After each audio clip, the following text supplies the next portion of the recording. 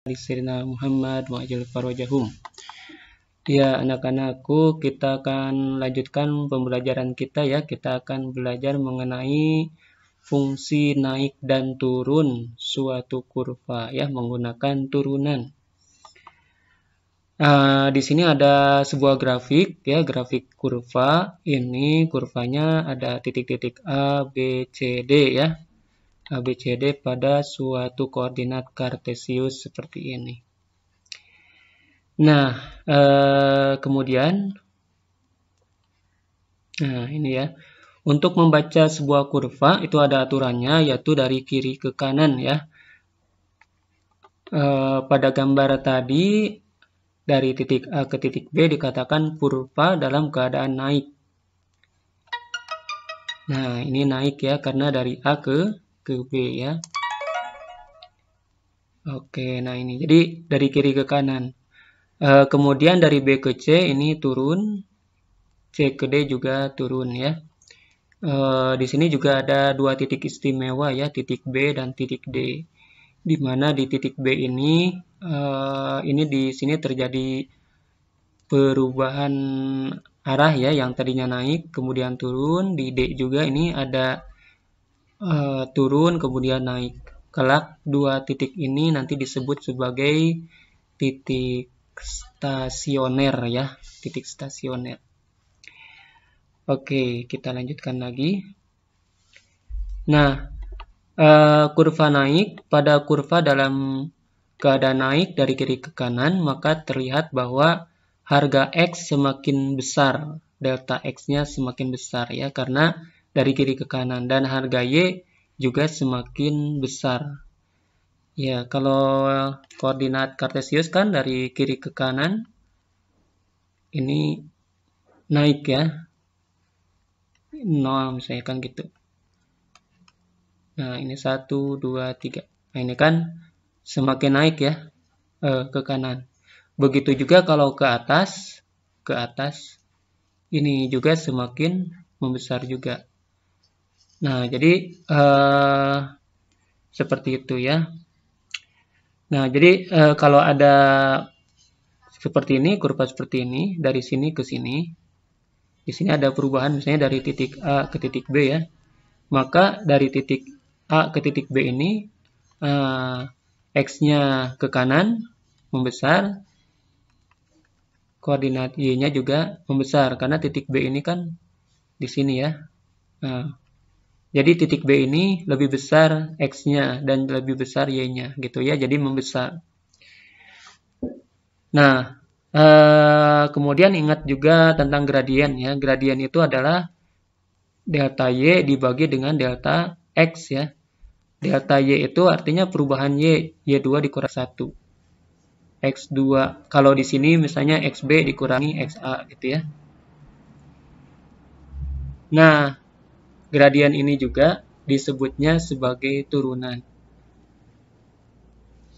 Jadi, kalau kita menuliskan turunan kan, turunan itu adalah dy per dx ya. D ini artinya delta y per delta x. Kemarin sudah kita bahas ya. Nah, dengan catatan delta x-nya ini mendekati 0. Ini arti daripada dy dx itu delta y yang sangat kecil terhadap delta x yang sangat kecil mendekati 0 ya. Nah, syarat kurva naik adalah jika si gradiennya itu positif, lebih besar. Gitu. Karena tadi ini positif, ini ya. Kalau misalnya kayak gini nih, misalnya ya kayak nanti juga ada kurva turun ya. Kurva turun. Oh iya, kurva turun juga ada. Nah, sekalian kita lihat kurva turun. Kalau kurva turun kan begini. Nah, bawa aja ya. Kalau kurva turun disebut turun ya. Kalau kurva turun itu kan berarti kan begini, turun ya. Misalnya ini titik BC lah ya, titik B dan titik C. Nah, kenapa ini disebut turun gitu ya? Disebut turun. Pertama, kalau X-nya sih membesar ya. delta X-nya membesar. Kita lihat misalnya di sini 1, X-nya ini 2 nih ya. Seperti ini. Ini kan si XB-nya 1 ya. XC-nya 2. Kan membesar ya, membesar. Nah, tapi kalau kita lihat posisi Y-nya, YC ini YB ya. YB-nya lebih besar daripada YC. Delta Y itu kan berarti kalau di sini YC dikurangi YB ya. Nah, YC-nya ini lebih kecil daripada YB. Lebih kecil daripada YB. Artinya nanti delta Y-nya itu akan lebih kecil daripada 0. Atau ini akan negatif. Hasilnya akan negatif. Karena YB-nya lebih besar daripada YC. Nah, ini kalau turun. Sehingga nanti di sini, nah, Y aksen itu, ini kan delta Y per delta X. Nah, si delta Y-nya kecil, minus ya, sedangkan delta X-nya membesar. Nah, sehingga hasilnya minus bagi plus, hasilnya minus ya. Jadi, gradiennya akan negatif gitu ya, gradiennya negatif. Beda dengan yang tadi mah ini gradiennya positif ya. Gradien itu ya turunannya itu dia nilainya positif. Gitu ya. Oke ya. Kalau gitu jadi turunan itu atau gradien itu adalah perbandingan antara delta Y dan delta X ya. Jadi akan ada 2, kalau tidak naik dia turun ya.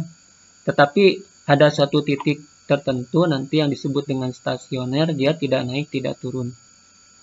Jadi biasanya naik itu ditentukan 2 titik ya, 2 titik. Kurva turun juga 2 titik. Tapi kelak kita juga bisa mengetahui kurva naik di suatu titik gitu. Jadi bukan di suatu garis ya. Kalau garis kan harus ada 2 titik.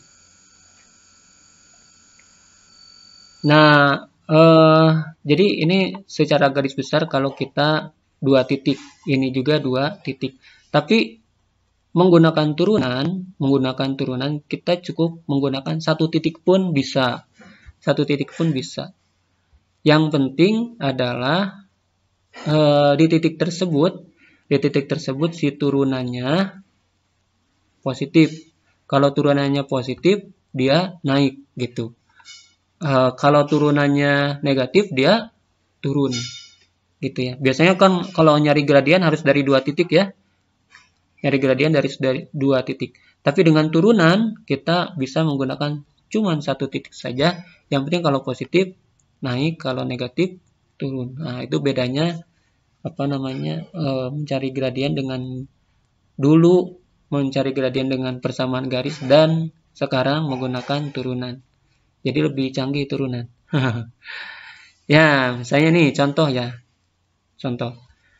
Tentukan interval di mana fungsi ini x pangkat 3 ditambah 3x kuadrat dikurangi 9x ditambah 5. Di manakah dia naik dan di manakah dia turun. Caranya, jadi kuncinya adalah dengan kita cari turunannya dulu. Gitu ya. Nah, kita turunkan saja langsung. Artinya kalau kita menurunkan berarti kita mencari gradien ya. X pangkat 3 berarti turunannya 3x kuadrat. Kemudian 3x kuadrat berarti 2 kali 3, 6 ya, x. Nah, kalau 9x berarti turunannya cukup 9 saja. Kalau tidak ada x-nya berarti 0 ya. Kemudian kita bagi 3. Yang atas ini kita bagi 3. Oh, hasilnya sudah ada di sini. 3x kuadrat bagi 3, x kuadrat, 6x bagi 3, 2x. 9 bagi 3, 3 ya. Kemudian tinggal kita cari faktornya. Kalian cari faktornya, kalau dikali hasilnya min 3 ya, kalau ditambah hasilnya 2. Cari 2 angka. Nah, berarti ini kita dapatnya adalah 3 dan min 1 ya. 3 kali min 1 min 3. 3 tambah min 1 adalah 2. Jadi faktornya 3 dan min 1. Nah, Oke ya, kita lanjutkan, tadi habis waktu. Ya, jadi dari sini kita dapat X1 dan X2 ya. Yang X1-nya adalah min 3. Nah, X2-nya adalah 1. Jadi ada min 3 dan ada 1 ya. Nah,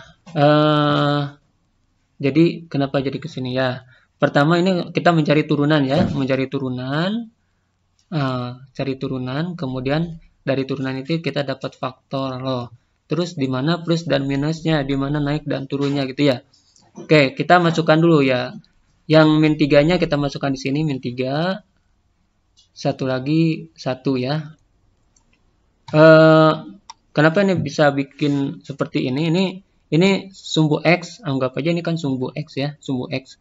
Ini kan dari kiri ke kanan kan min 3, 1 gitu kan. Nah, kenapa ini ada ujug-ujug plus dan minus dan plus gini ya. Nah, jadi kita cek daerah sini. Jadi hasil pemfaktoran itu tadi udah saya sebutin grafik yang tadi itu kan ada A, B, C, D ya. Nah, angka min 3 dan 1 ini ibaratnya ini di sini min 3, di sini 1 gitu ya. Ini meskipun ini salah ya, min 3 masuk sebelah sini ya. Jadi ini tuh dua titik stasionernya. Dua titik di mana dia tidak naik, tidak turun gitu. Di sini tuh, di dua titik ini. Nah, untuk menentukan naik atau turunnya, kita menggunakan tanda plus min gitu seperti ini. Nah, ini caranya kita tes aja salah satu, karena di sini kan selang-seling ya. Selang-seling, kita cari aja salah satu titik. Ini sebenarnya belum ada jawabannya ya. Ini cari dulu lah. Ini belum ada jawabannya nih. Nah, ini belum ada jawabannya ya. Kita tes aja satu titik yang termudah menurut kalian di antara angka-angka ini gitu ya. Nah, kalau saya enaknya sih angkanya angka 0. Angka 0 itu adanya di sini gitu kan. Kalau ini ada min 1, ini min 2 ya. Yang paling enak angka untuk pengetesan itu angka 0 karena ngitungnya paling gampang ya. Nah, angka 0 ini kita masukkan ke turunan ini gitu ya. Tadi kan turunannya kan ini ya.